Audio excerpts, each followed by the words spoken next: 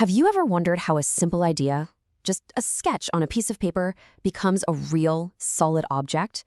Well, today we're going to dive into that magic. We're going to see how a flat blueprint gets turned into a mechanical part that looks so real you could just reach out and grab it. So, let's get into it. First things first, we need to understand a huge challenge that engineers and designers have been trying to solve for centuries. And really, it all comes down to one big question. Really think about that for a second. Your car's engine, a simple sewing machine, so many things around us rely on cracking this exact problem. This transformation of movement, it's right at the heart of how our world works. So, here are the two key players in this whole drama. On one side, you've got rotary motion. You know, that nice, simple, continuous spin, just like a wheel turning. And on the other side, you've got reciprocating motion.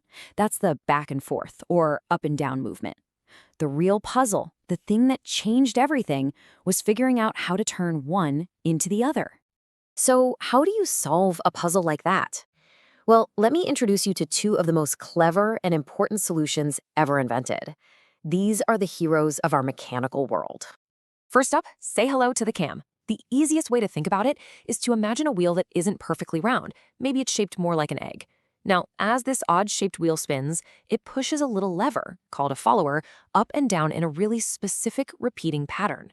This was a total game changer because it meant you could automate actions with perfect timing. It's just a brilliant, simple way to get a push out of a spin. And here we have its cousin, the crank. For this one, picture a bicycle pedal, but working in reverse. You have a spinning wheel with a rod attached off-center, and as the wheel turns, it shoves that rod back and forth. This incredibly simple idea is what made the steam engine possible. It literally powered the Industrial Revolution, another amazing solution for turning a spin into a powerful push and pull. Okay, so we've got the mechanics down. That all makes sense. But how do you show these ideas to someone? This brings us to a whole new challenge. How do you draw these things in a way that people can really understand? So here's a basic sketch of a crank. And yeah, it's fine, it's clear, you can see all the parts, you get the basic idea of its shape. We can understand how the mechanism works from this drawing. But does it feel real? Does it look like it has any weight to it? Not really, right? It's kind of flat. And that right there is the million-dollar question for any designer. How do you take this flat, kind of lifeless line drawing and just breathe some life into it? How do you make someone feel like it's a real 3D object sitting right in front of them? Well, here's your answer. Bam! Just look at the difference. It's not just a shape anymore, is it? It's an object. You can almost feel the texture of the wood grain. You can see how the light hits it and creates these soft shadows. It's got depth, it's got form, it feels like it's really there. What you're seeing is called an artist impression drawing. Basically, we're going way beyond the simple blueprint. We're trying to create a picture that looks just like how our eyes would see the object in the real world. So, what's the secret? What's in the artist's toolkit that lets them pull this off? Well, it's not magic.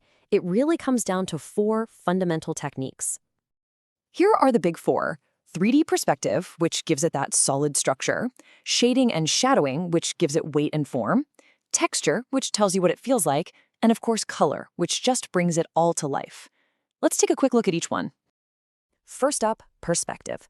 This is the trick that creates the illusion of depth. On the right, that's single point perspective. It's like when you're looking down a long straight road and everything seems to shrink to one single point in the distance. And on the left, that's double point perspective. Think about looking at the corner of a building. The sides seem to race away to two different points on the horizon. Okay, now let's talk shading.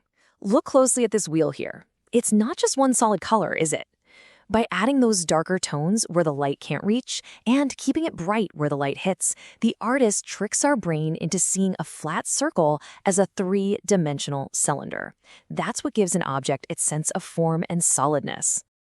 And now probably my favorite one, texture. You see those little lines on the cam? They aren't just random scribbles. They're meant to look like wood grain. And that one little detail tells our brain a whole story, that this thing is made of wood, that it's solid, and that it might even be a little rough to the touch. It makes the drawing feel so much more real. So, we've walked through the concepts, we've looked at the artistic tricks. Now, it's time to actually do it. This is where you get to be the designer. All right, here's a little creative challenge for you. Step one, just pick a mechanism, a cam, a crank, anything you like. Step 2, sketch out its basic shape. And step 3, use all those tools we just talked about, perspective, shading, texture, and color, and turn that flat sketch into something that looks real and three-dimensional. And really, that's the big takeaway here. It's not just about drawing a pretty picture. It's about using these artistic techniques to communicate an idea with so much realism and depth that it becomes way easier for everyone to understand and get excited about. So, the power is officially in your hands now. You understand the mechanical concepts, and you know the artistic tools. The only question left is, what incredible mechanical marvel are you going to bring to life?